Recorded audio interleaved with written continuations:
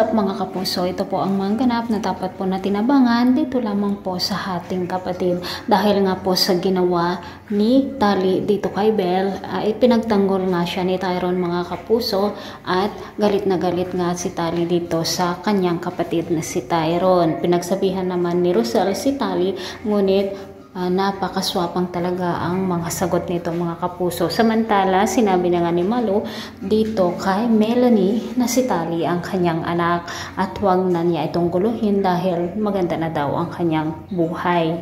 Samantala mga kapuso, hanggang ngayon hindi pa rin alam ni Rosel na si Melanie nga ang nanay ni Tali at si Melanie ay ang kalaguyo nitong si Darius. Ano kaya ang gagawin ni Rosel kapag malaman niya na may ibang babae ang kanyang asawa? Samantala mga kapuso, ito namang pong si Jacinta ay talagang nababagot na siya. Gusto na nga niyang gumaling para sa ganon ay hindi matutuloy ang pagkawala niya at siya pa rin ang mamamanis dito sa kanyang mga ari-arian, at nawalan nga po siya ng malay at si Dr. Annalyn Santos nga po ang tumulong sa kanya.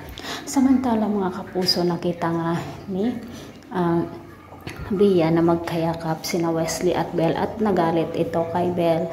Pinagsabihan nga niya si Belle na may obligasyon siya na makipagmabutihan kay Chito para sa kanilang kumpanya, at narinig nga po ito ni Chris mga kapuso, at eto na nga ang kinatatakutan ni Bia, ang malaman ang masamang ipinag-uutos niya dito kay Belle. Ano kaya ngayon ang gagawin ni Bia, at siguradong magagalit si Chris.